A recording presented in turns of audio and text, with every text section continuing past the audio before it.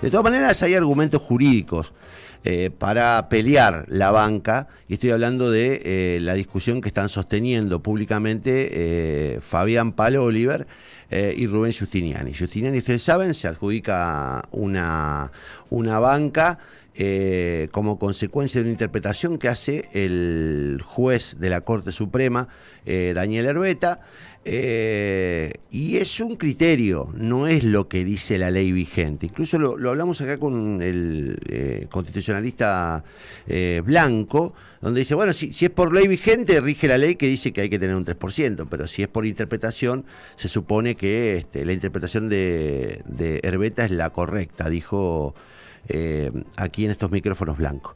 Pero ayer se presentó la recusación a Herbeta, porque entienden que ya hay una decisión tomada, y se presentó frente al Tribunal Electoral un pedido en el que se va a pedir la asignación de la banca a Fabián Paloliver en virtud de la vigencia de este decreto, el 9280 del 83. En línea, el diputado, en principio preelecto, y es diputado todavía, y además el hombre que está objetando la definición del presidente del Tribunal Electoral. Fabián, ¿cómo andas? Buen día. Hola, Connie, ¿cómo te va? Buen día, muchas gracias. No, yo te digo, yo quiero que vos seas diputado, esto te lo digo, lo dije públicamente. Sí, por eso te digo muchas gracias. Que eso no significa que deba hacerlo o que los criterios jurídicos terminen afirmándolo, pero explicar a la gente por qué y bajo qué argumento estás discutiendo la banca. Bueno, porque es en realidad lo que corresponde. La verdad que no están escandalosamente arrebatando una banca, porque la asignación de la banca a Rubén Giustiniani es arbitraria porque violenta un decreto, el 9280. A mí me llama mucho la atención cuando algunos constitucionalistas como Oscar Urando, que al cual le tengo mucho respeto y aprecio, hasta aprecio personal, digan que lo que hay que aplicar en el 9280, pero lo que habría que hacer en realidad es dársela a Giustiniani porque el decreto 9280 está derogado cuando se derogó la ley de Lema. No es así. A ver, en primer lugar hay que decir que el decreto 9280 está en la propia página web del Tribunal Electoral de la provincia. Entre las disposiciones vigentes a aplicar en el proceso electoral figura la 9280. En el decreto 236, que es el decreto que firma el gobernador para convocar a elecciones, en el segundo párrafo, la primera legislación que menciona aplicable a este proceso electoral es la 9280. Eso ya sería suficiente como para hacer una presentación nosotros, que la hicimos de hecho de impugnación, pero la verdad que hay muchísimos argumentos más, y lo más importante de esos argumentos son la propia jurisprudencia de la Corte Suprema de Justicia, que en 5 oportunidades, y una jurisprudencia pasiva, en 5 oportunidades ha resuelto aplicar el piso del 3% sobre el padrón electoral. Para que entienda la gente, capaz que vos ya lo explicaste, pero es muy sencillo. Para entrar en la distribución de las 22 bancas que se llevan a las minorías, la mayoría de la lista que encabezó Clara García, automáticamente le corresponden 28 lugares, el resto sí se distribuye proporcionalmente por el sistema DOM, aplicando este artículo que se aplicó siempre, desde el 83 a esta parte. Jamás otorgó una banca a un candidato que haya reunido menos del 3% del padrón electoral en la general. Se necesitaban 85.000 votos.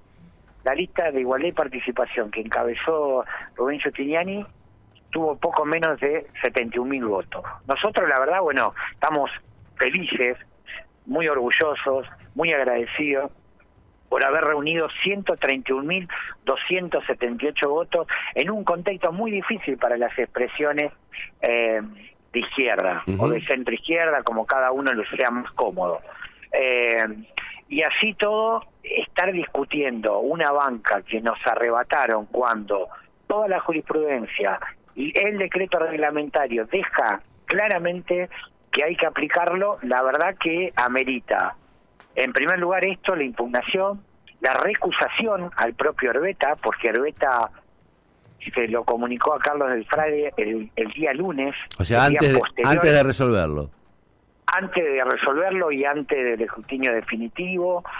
A mí el escrutinio definitivo nunca estuvo en disputa una banca para Giustiniani. En el escrutinio definitivo nosotros fuimos a defender la diferencia que sacamos en el provisorio, que nos daba la posibilidad de ingresar 3 bancas. La disputa fue con el 11 de la lista que encabeza Omar Perotti. ¿Cómo será que cuando terminó el escrutinio se acercaron Seti Arena, la ministra de Gobierno, que estuvo todos esos días, más los apoderados, a felicitarnos porque habíamos logrado mantener esa diferencia y habíamos seguido al tercer lugar?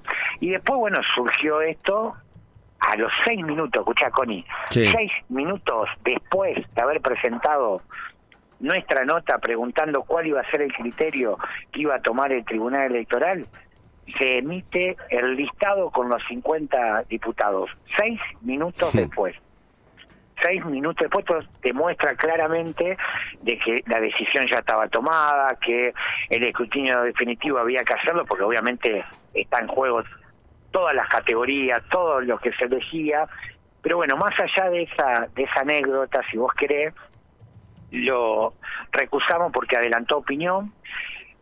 En unos días vamos a presentar obviamente el recurso de inconstitucionalidad y, si es necesario, obviamente vamos a ir a la Corte Suprema para que la Corte ratifique. Nosotros en eso no tenemos ninguna duda que la Corte va a volver a ratificar lo que hizo en 5 oportunidades y nos va a dar el lugar que nos corresponde. Y sí, la última afirmación que hago, y ya te dejo para las preguntas si hay preguntas.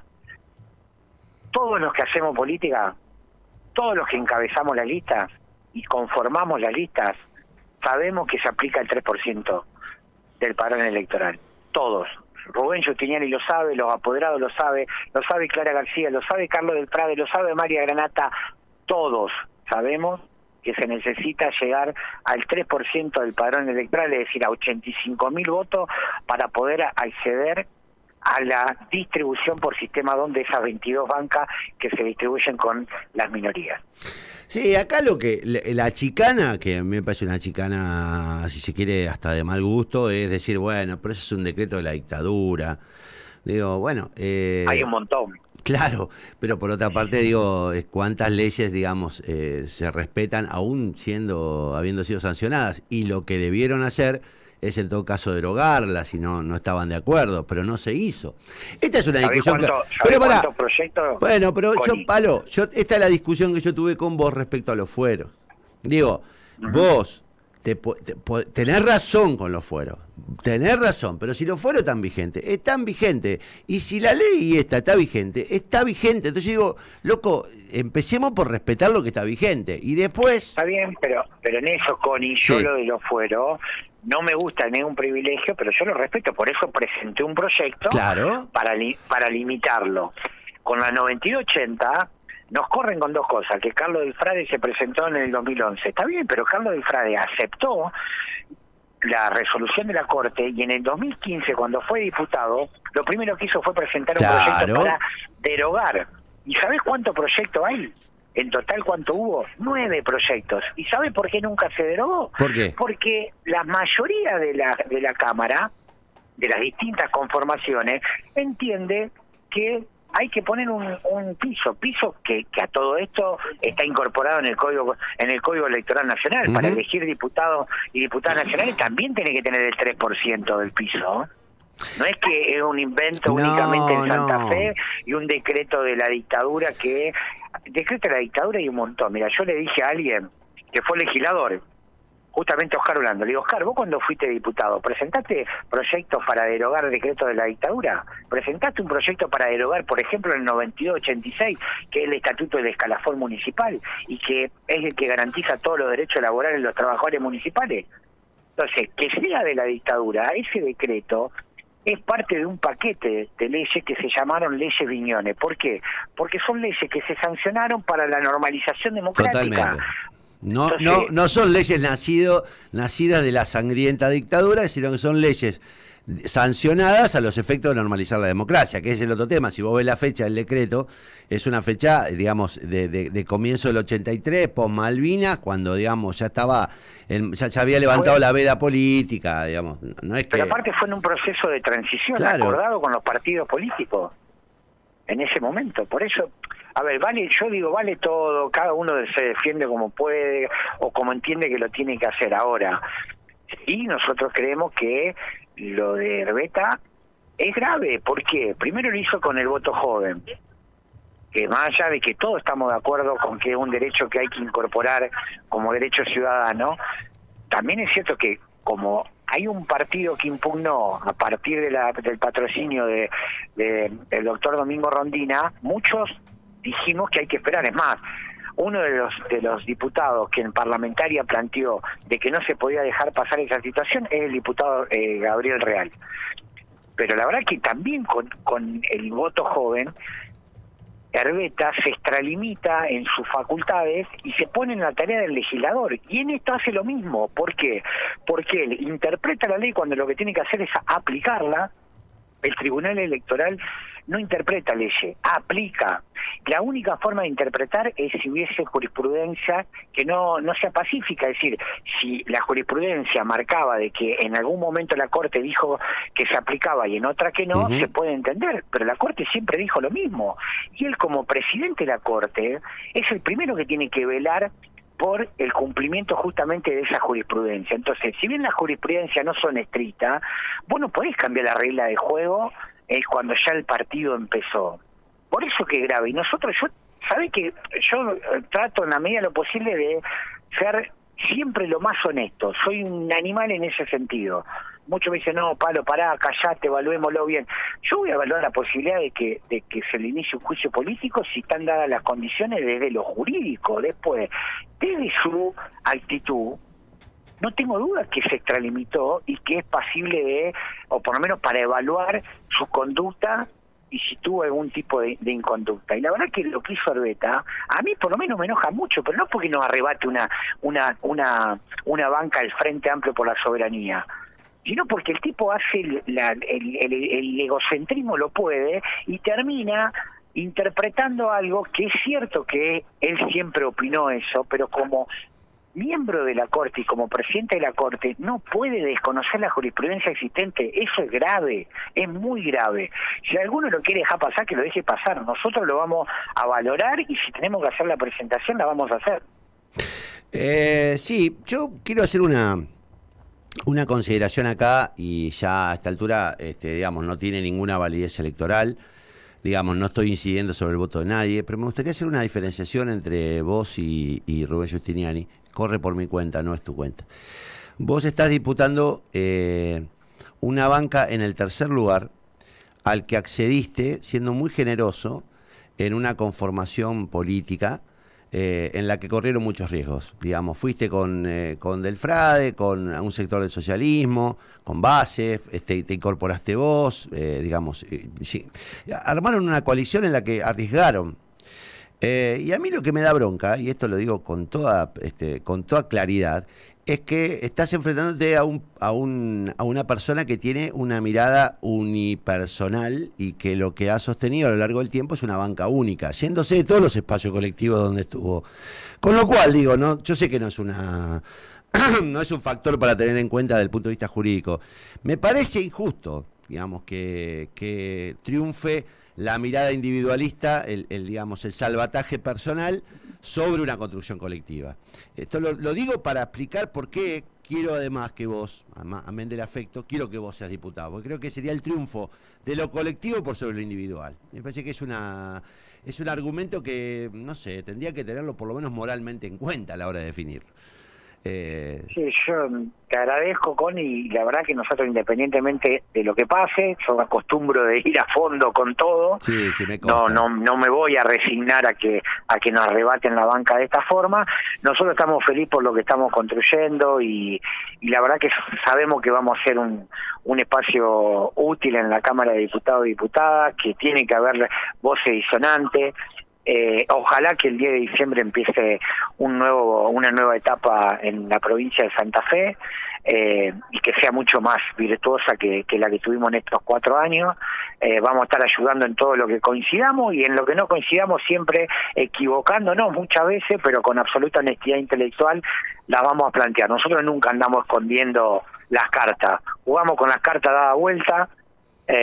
No jugamos el póker con las cartas escondidas y lo que somos es lo que decimos y lo que pensamos. Y esto no me quiero poner sobre un escalón arriba de nadie, pero quienes están enfrente nuestro y quienes son nuestros pares saben que si nosotros decimos algo, hacemos algo, no tenemos doble lectura o alguna especulación. Hacemos y decimos lo que pensamos, a pesar de que muchas veces nos equivocamos, lo que tenemos es honestidad intelectual para plantear lo que nosotros entendemos es lo mejor para la provincia de Santa Fe. Así que la vamos a pelear hasta las últimas consecuencias. Bueno, Palo, te repito lo que le dije a Oscar Orlando. No sé quién tiene razón, pero yo quiero que ganes vos. Ojalá el tribunal, quien corresponda, tome la decisión, que en este caso a mí me parece la más lógica, porque te consta que en ese sentido he sido coherente a lo largo del tiempo. Digo, si hay una ley vigente, muchachos, a bancarse la ley vigente y hay que derogarla. Después que la deroguen, discutamos, pero mientras esté la regla vigente... Está la regla vigente, ¿qué va a hacer? Habrá que cambiarla. Así es. Te mando un abrazo, Palo. Chau, chau. Abrazo grande, gracias, Dale. gracias. Chau, chau. Fabián Palo Oliver, diputado y diputado en discusión sobre su elección. Nada, sabéis que todo lo que tengo que decir, me parece que algunos se aferran a algunas normas cuando les conviene y otros dicen, no, bueno, en realidad depende, hay que ser más o menos coherente en la vida. Y también en un momento hay que decir las cosas tal como son. Yo creo que Giustiniani es un auténtico ocupador desde que yo tengo memoria de espacios y de bancas públicas. No le conozco actividad privada a Rubén Giustiniani. No sé cuándo no vivió del Estado. Y la verdad que ha ido achicando sus espacios. Era del socialismo, después pasó a otro partido, después se fue achicando porque siempre quiere ser el primero en la lista.